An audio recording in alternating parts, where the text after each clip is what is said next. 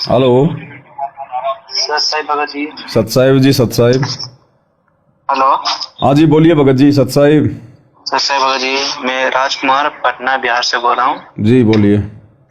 मैं संकल्प दीक्षा लेकर भक्ति कर रहा हूँ और मेरी माँ भी संकल्प लेकर भक्ति लेकर है।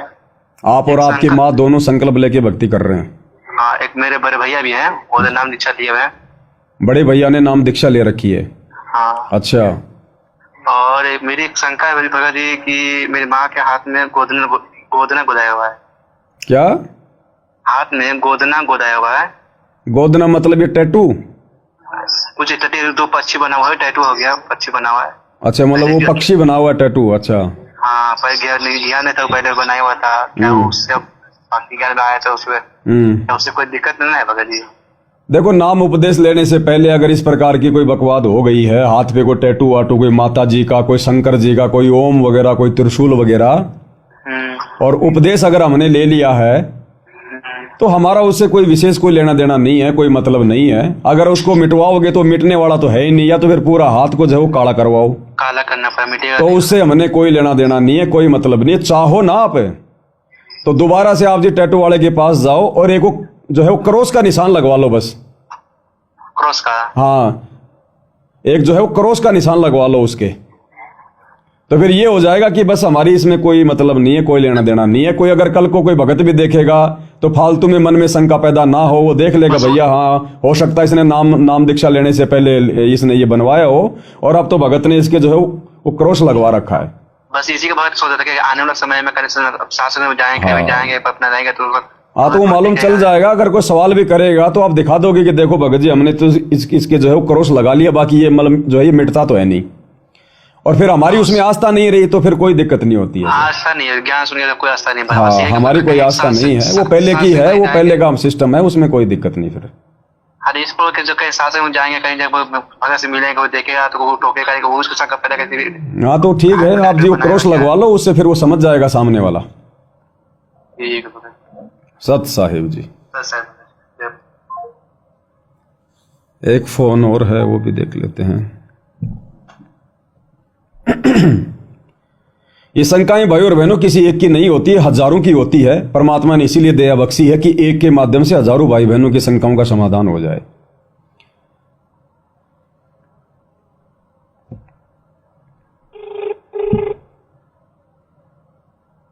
हेलो। हेलो। सत साहिब बाबू जी। सत साहिब जी, सत साहिब। जी, आप कौन बोल रहे हैं भगत जी? पवन दास बोल रहा हूँ भगत जी, किस लिए फोन किया बताइए। अच्छा सत साहिब भगत जी, अभी आपकी संगत भी आ रही है ना, तो उसमें भी लाइव चल रहे हैं। अच्छा, उसमें देख रहा था। आपकी कोई शंका है क्या? कोई शंका है क्या आपको? जी भगत जी बताइए। भगत जी, हमारे हैं? हमारे जो मोहल्ला है उसमें साधु बाबा रहते हैं।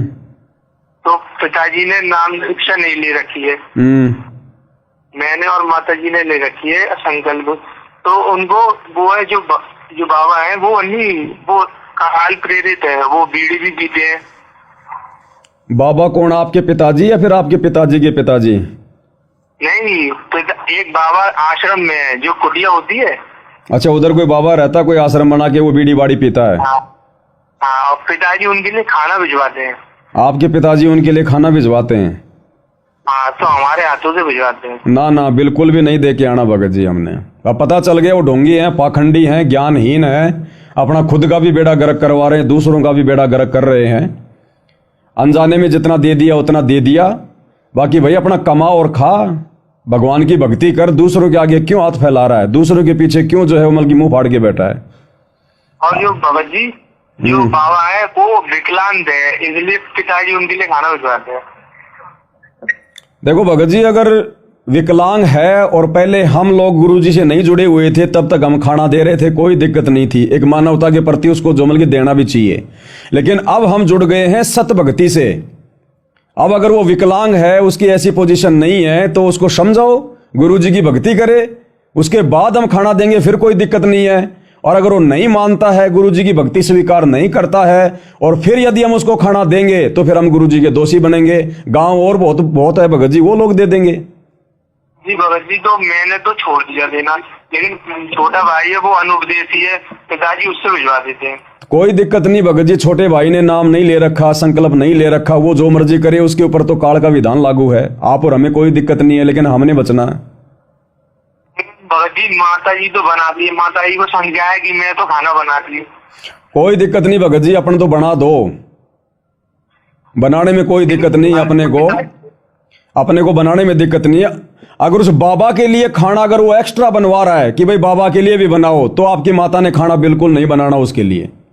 नहीं, जो सबों के लिए बनाती है उसी में से दे देती है माता जी। हाँ तो उस नहीं, मैं कह रहा हूं अगर आप घर में मान लो 4 सदस्य हैं, हाँ, आपका पापा अगर 5 लोगों का खाना बनवा रहा है ये कहकर के 5वां आदमी वो बाबा है, तो फिर आपकी माता ने केवल 4 आदमियों का खाना बनाना है। पापा को बोल दो भैया तुम्हें अगर देना बना के तो दे दो, या फिर इस बाबा को किसी ऐसी जगह छोड़ के आ जाओ जहां पर ये सतलोक आश्रम वाले पूछ जाएं अपनी अन्नपूर्णा मुहिम लेके। अरे नहीं, अरे उस बाबा को इन सतलोक आश्रम वालों के नंबर दे दो ना भगत जी। अच्छा जी। ओ बाबा का मकान भी बनवा देंगे, बाबा के पास में राशन भी पहुंचा देंगे, कोई दिक्कत ही नहीं है। बाबा को बोलो बाबा ये ले तेरा परमानेंट समाधान हो गया। मैंने भगत जी बाबा को कई बार समझाने की कोशिश करी है, वो नहीं समझेगा भगत जी, नहीं समझेगा। काल प्रेरित आत्मा है, नहीं समझेगी,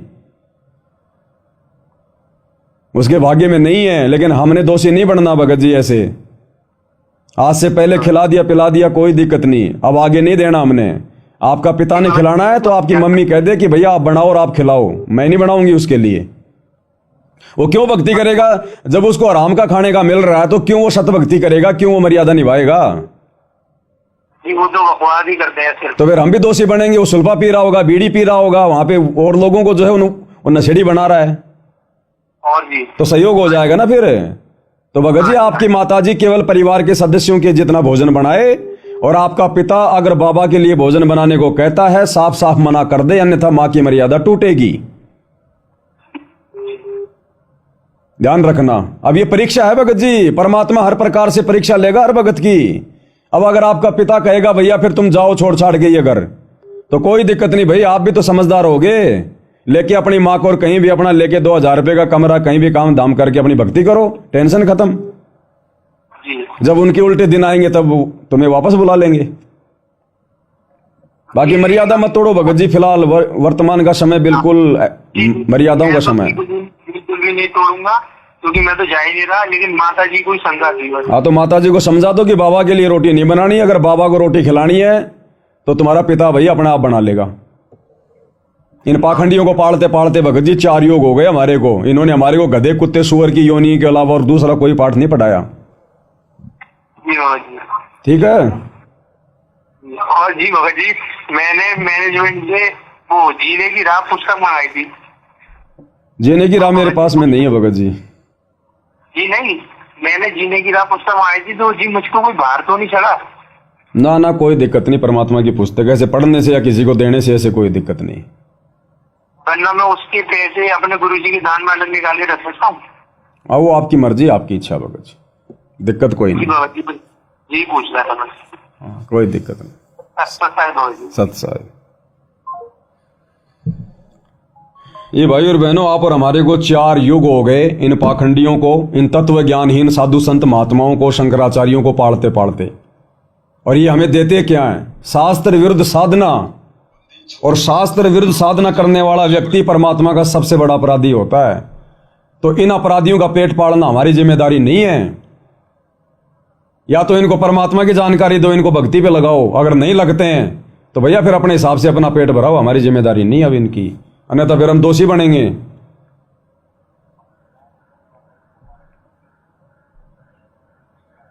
हेलो हेलो हेलो। हाँ जी भगत जी, सत्साहेब। सत्साहेब जी, सत्साहेब। अजय दास बोल रहा था। बोलिए जी। अजय भगत जी ये पूछ रहा था शंका के लिए।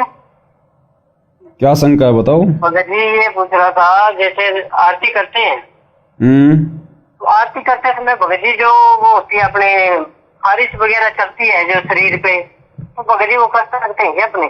कई बार क्या डिस्टर्ब होते हैं उसमें। खुजली? हाँ जी हाँ जी।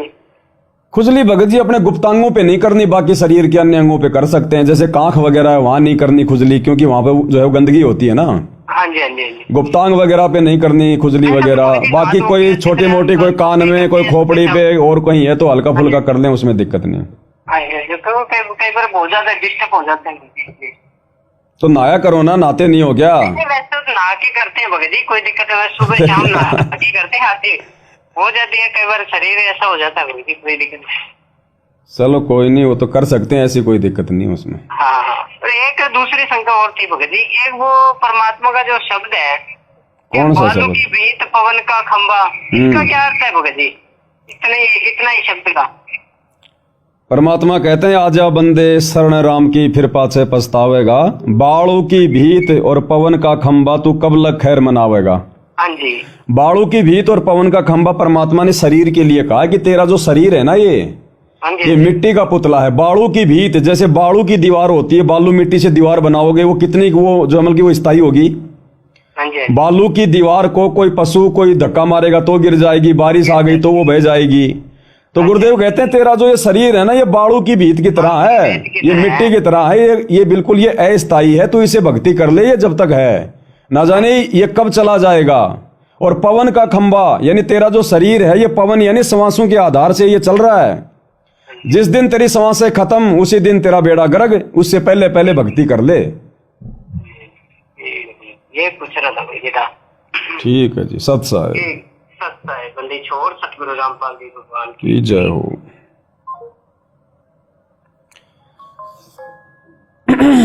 एक फोन और है भाई और बहनों, मिस कॉल आ जाते हैं, फिर दास कर लेता है फिर।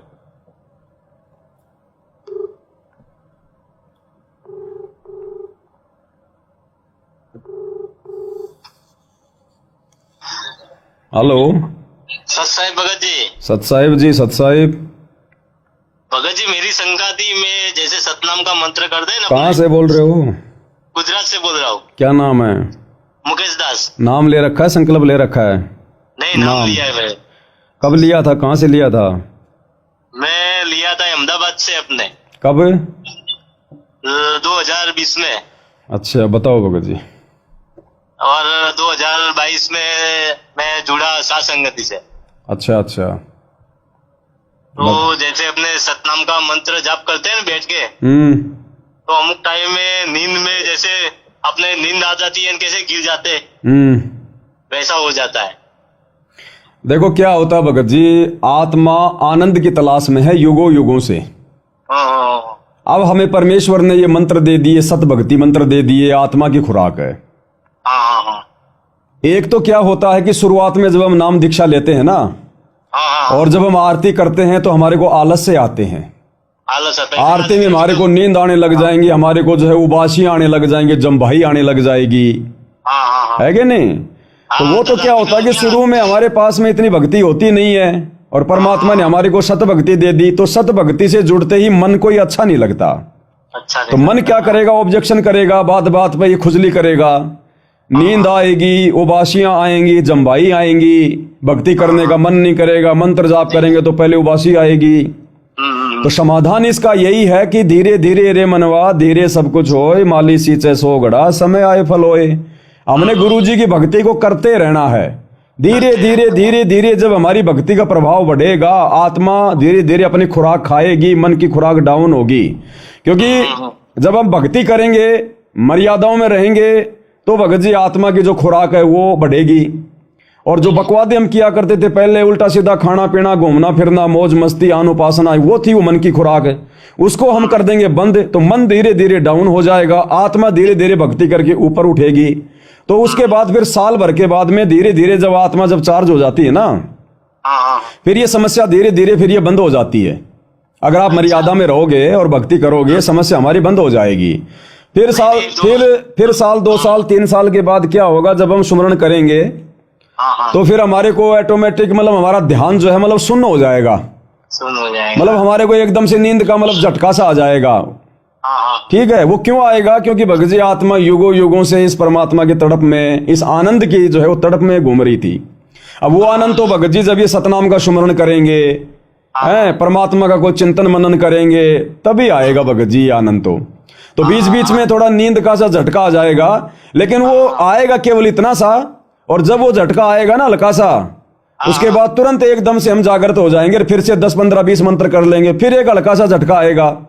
हाँ, ऐसा ही होता है मेरे को। हाँ तो ये कोई दिक्कत नहीं है, कोई विशेष कोई इसमें कोई मर्यादा टूटने वाली बात नहीं है। ये तो आत्मा भगत जी, जब आत्मा को अपनी खुराक मिलेगी तो वो तो भगत जी अपना असर दिखाएगी ना, आनंद तो आएगा ना।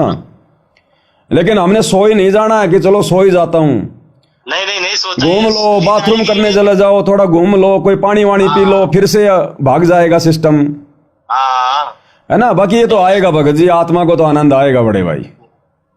नहीं अच्छा ये पहले के समय में। और दूसरा क्या होता है भगत जी, देखो इसका रीजन क्या है, इसका बहुत गहरा रीजन है भगत जी। पहले क्या होता था कि जैसे लोग ये भक्ति करते थे, ओम नाम के साधना करने वाले, ये करने वाले, वो करने वाले, और ये ध्यान लगा के बैठ जाया करते थे, और इनकी समाधि लग जाया करती थी, क्योंकि इनके ऊपर किसी का कोई कंट्रोल नहीं होता था, इनकी समाधि लग जाती थी तुरंत इनकी। तो अब हम सत भक्ति कर रहे हैं, हमें तो ओम के बाप का मंत्र मिला हुआ है, कबीर भगवान का मंत्र, भगवान का। तो जब हम ये मंत्र जब हम ये करेंगे ना भगत जी, तो वो नींद का जो झटका सा आता है ना, वो असल में भगत जी हमारी समाधि लगनी थी।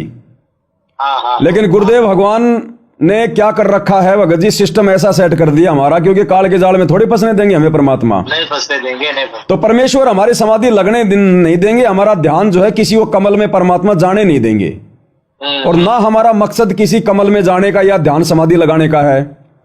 लेकिन जब बैठ के मंत्र करेंगे शांति से, जो गुरुदेव ने कहा हुआ है कि शांति से भाई सुरती नृत्य मन और पवन से मंत्र करो ध्यान लगा के, तो जब वो नींद का झटका आता ना, अगर हमारे गुरु सतगुरु रामपाल जी नहीं होते, ये कबीर भगवान, और अगर हम इनकी मर्यादा में ना हो, और अगर इनका आशीर्वाद ना हो, तो भगत जी हमारी समाधि लगनी है वो, लेकिन परमात्मा लगने नहीं देता। मन तो कोशिश करेगा, वो तो नियम है, वो तो रूल है भगत जी।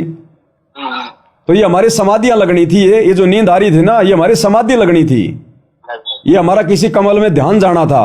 लेकिन जैसे ही हमारे को ऐसा हुआ, तुरंत परमात्मा हमारे को झटका दे देता है।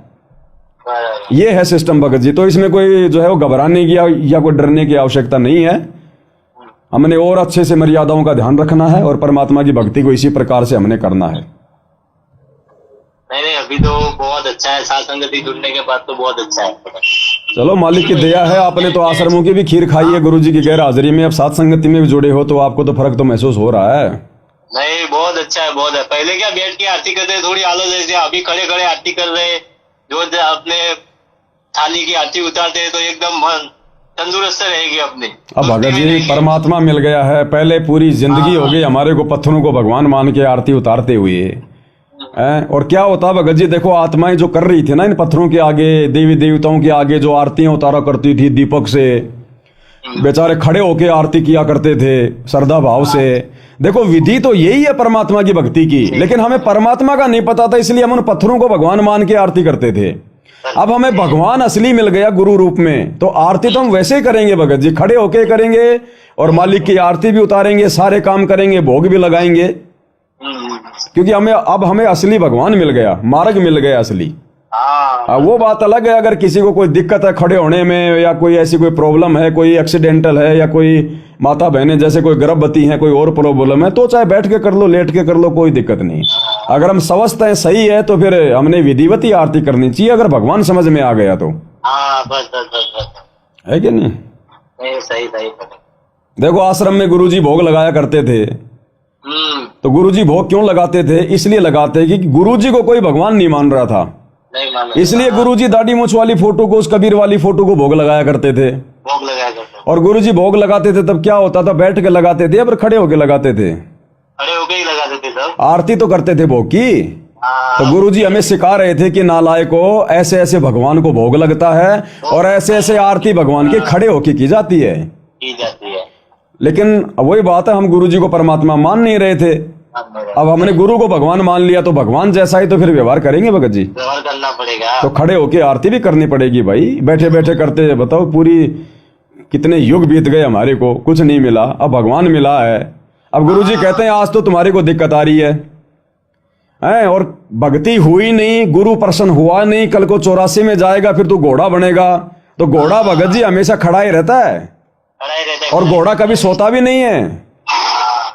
तो फिर ये दुर्गति होगी फिर हमारी। आज हमें आधा घंटे खड़े होने में दिक्कत आ रही है, और वैसे भी हम कहीं कोई बस में जाते हैं, सीट नहीं मिलती, 4 घंटे हम लोग जो है मतलब वो खड़े होके तो जाते हैं। उस समय फिर बताओ फिर वो किसको हम लोग शिकायत करेंगे? अपने परमात्मा मिल गया है तो वही हिसाब से ही भक्ति करने की। तो ये तो श्रद्धा भाव के लिए भगत खड़ा होता है, सिर पे कोई वस्त्र डाल लेता है, माता बहनें अपनी कोई चुन्नी डाल लेती हैं, और आरती करेंगे, भगवान की करेंगे। आत्मा की खुराक देनी है भगत जी, आत्मा बेचारी भूखी बैठी है। अब काल तो रोकेगा, काल तो प्रयास करेगा, डगमग करेगा, भक्तों के माध्यम से पता नहीं क्या क्या शंका पैदा करेगा, तुम ड्रामा कर रहे हो, मनमाना आचरण कर रहे हो। अब हमारा तो ये आरती करना भी मनमाना आचरण हो गया, और आश्रम वालों का राजनीति, दुनिया भर की अड़ंगबाजी वो भी उनको अच्छी लग रही है।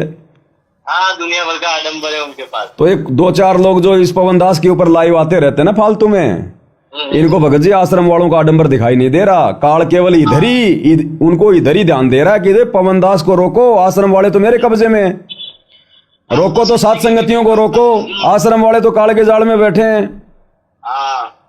काल है सच्चाई के पीछे ही भागेगा वो, सच्चाई के पीछे। तो उनको उधर मैनेजमेंट वालों को जो है वो स्टेडियम बनाना, परशुराम की जयंती, कबीर जयंती, जाटों की धर्मशाला, वो अन्नपूर्णा में फालतू में अपना समय बर्बाद कर रहे हैं, स्टेडियम बना रहे हैं, हॉस्पिटल खोल रहे हैं, वो कमियां दिखाई नहीं दे रही लोगों को। बस पवन दास जो सात संगति के माध्यम से गुरु जी के आशीर्वाद से भक्तों का जो विश्वास जो बढ़ाने वाला कार्य कर रहा है, वो लोगों को दिखाई देगा कि ये गलत कर रहा है। तो ये काल करवा रहा भगत जी, वो नादान आत्मा बेचारी अपने कर्म फोड़ रही है।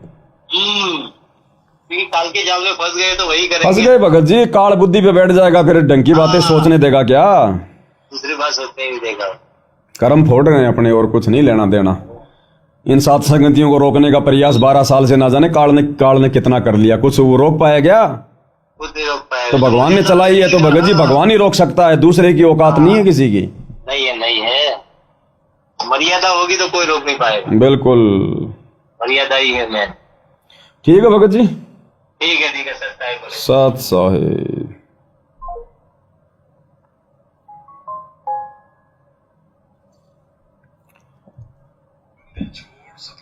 परमेश्वर जी की जय हो। परम पिता परमात्मा, सारी सृष्टि के सर्जनहार, कुल मालिक, असंख्य ब्रह्मांडों के स्वामी, जगत गुरु, तीनों लोकों में प्रवेश करके सबका धारण पोषण करने वाले राजाधिराज आत्माधार। हेलो भैया। सत्साई बहन जी।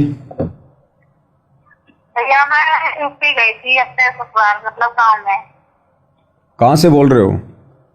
जगाधरी से बोल रहे अभी। जगाधरी? हाँ जी। ये कहाँ पड़ती है?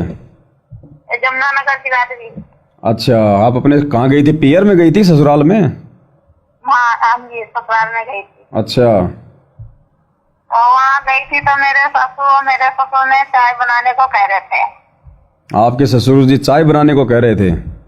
हाँ जी। अच्छा। तो चाय के लिए मना करते हैं, तो कह रहे चाय के लिए तो नहीं मना करना चाहिए। देखो बहन जी, ऐसा है, चाय आप और हम सत्सेवक भाई बहनों ने जो पीना छोड़ा है ना, हाँ जी, वो अपने मतलब शरीर की दृष्टि से पीना छोड़ा है। हाँ जी। कि चाय से कोई फायदा तो है नहीं, नुकसान ही नुकसान है। फिर 40-50 साल की उम्र में आगे जाके फिर लीवर की प्रॉब्लम, समस्याएं, और वैसे भी एक प्रकार से ये जो मतलब कि स्लो पॉइजन है, मतलब मीठा जहर है ये। हाँ जी। तो आप और हमने अपने शरीर की दृष्टि से, ताकि हम भक्ति सही कर सके, हमारे विचार सही हो, हम किसी चीज के आदी ना बने, इसलिए आप और हमने छोड़ी है। और अगर आपका परिवार का कोई सदस्य है, कोई सास ससुर है, कोई और आ जाता है कोई घर पे, या कोई रिश्तेदार आ गया, घर वाले उसके लिए चाय बनवा रहे हैं, तो बना के देने में कोई दिक्कत नहीं है।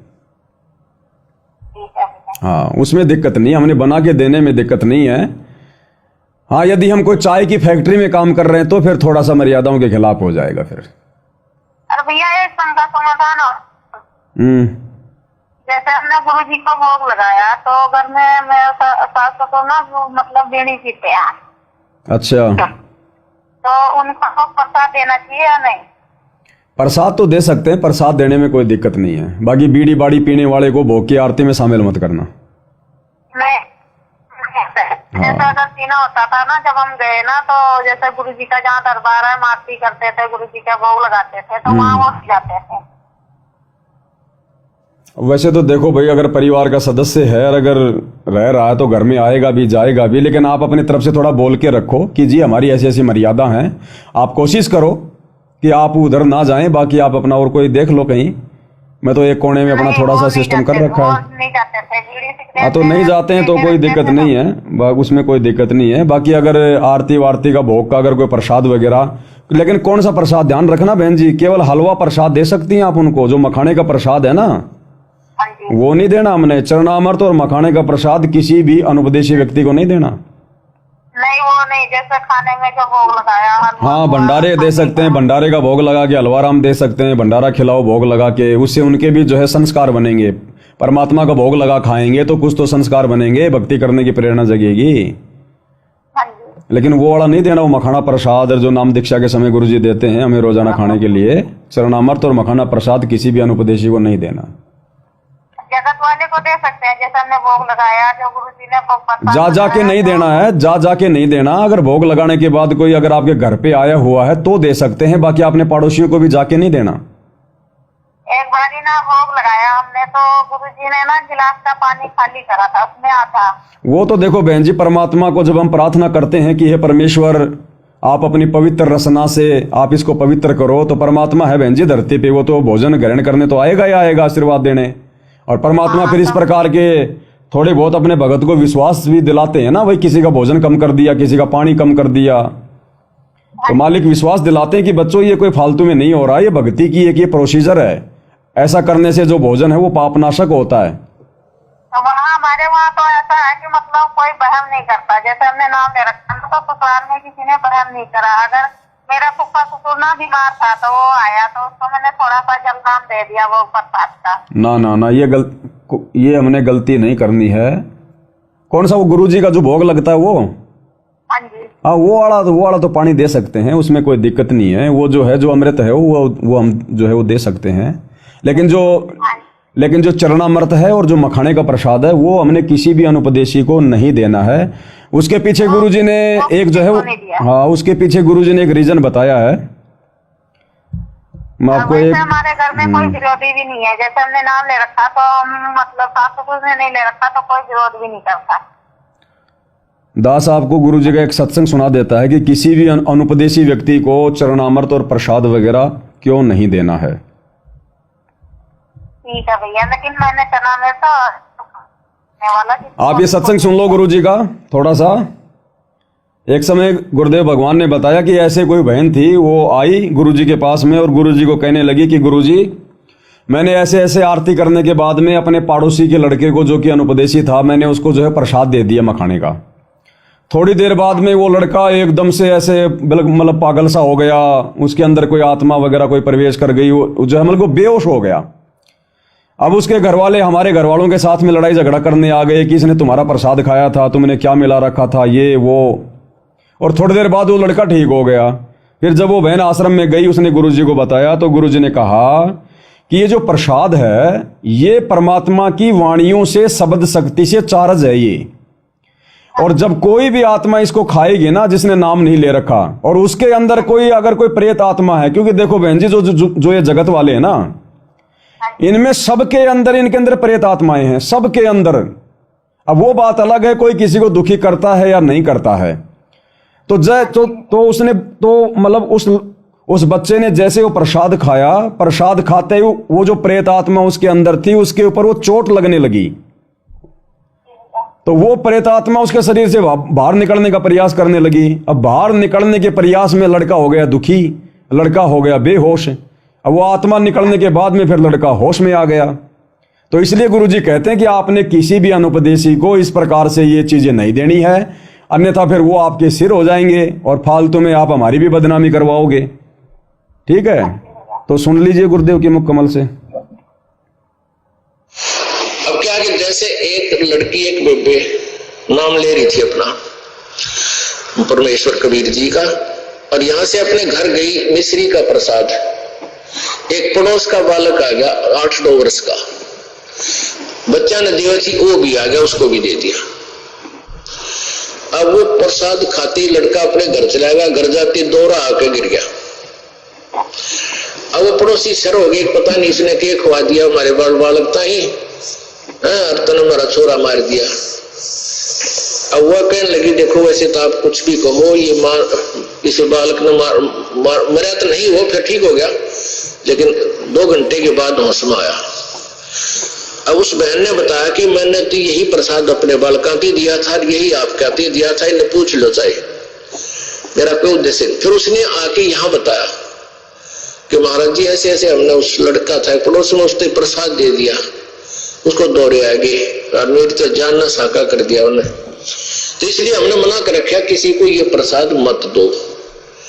क्योंकि वो क्या था कारण कि वो प्रसाद देने से उसमें प्रेत विद्यमान था, उन्हीं का कोई पत्थर था, और वो प्रसाद खाने से परमात्मा की वाणी से उसमें वो चार्ज हो रहा था। प्रसाद उसी को कहते हैं, जैसे भगवान शंकर जी के शिव जी के वचनों से वो गंदा अंडा चार्ज हो गया, उसमें फिर दोबारा से चेतनता आएगी, स्वस्थ हो गया। तो इस भगवान के वचनों से वाणी से आप यहाँ आते हो, आपको कोई बीमारी है छोटी मोटी, तो इन वचनों से सत्संग से भी राहत मिलनी शुरू हो जाती है। और अंदर बच्चा भी कोई ऐसा गड़बड़ वाला हो तो भी स्वस्थ होना शुरू हो जाता है। ठीक है, हम तो दास है, फिर भी हमारी कथा परमात्मा ही की सुना रहे हैं। तो इस तरह ये बहुत लाभ देता है। आप बालक को, डॉक्टर को पता होता है कौन सी मेडिसिन और इसको कहाँ असर कर रही है। तो वो क्या था, मैंने उसको बताया बेटी उसमें प्रेत था, अरे प्रसाद खान दे उसका लागे लठ, वो छोरे मत निकलना नहीं चाहा था, वो इस तरह बेहोश हो गया, फिर वो छोड़ गया, उसने उसमें से निकलना पड़ा, फिर वो लड़का होश में आ गया। तो ऐसी गलती मत करो, तुम बदनाम भी होगे। उनको कोशिश करो फिर समझाने की, नाम दिलाने की, अपने मित्रों को, भाई बहनों को, पड़ोसियों को। सुन लिया बहन जी? तो ध्यान रखना, हमने जा के किसी को प्रसाद वगैरह नहीं देना। घर पे कोई आ जाता है तो जो भोग लगाते हैं केवल वो दे सकते हैं, क्योंकि वो परमात्मा जो है मतलब कि पापनाशक कर देता है उसको। और बाकी जो मखाने वगैरह का प्रसाद होता है वो बहन जी मालिक की वाणियों से चार्ज होता है वो। तो ये थोड़ा ध्यान रखना है ना।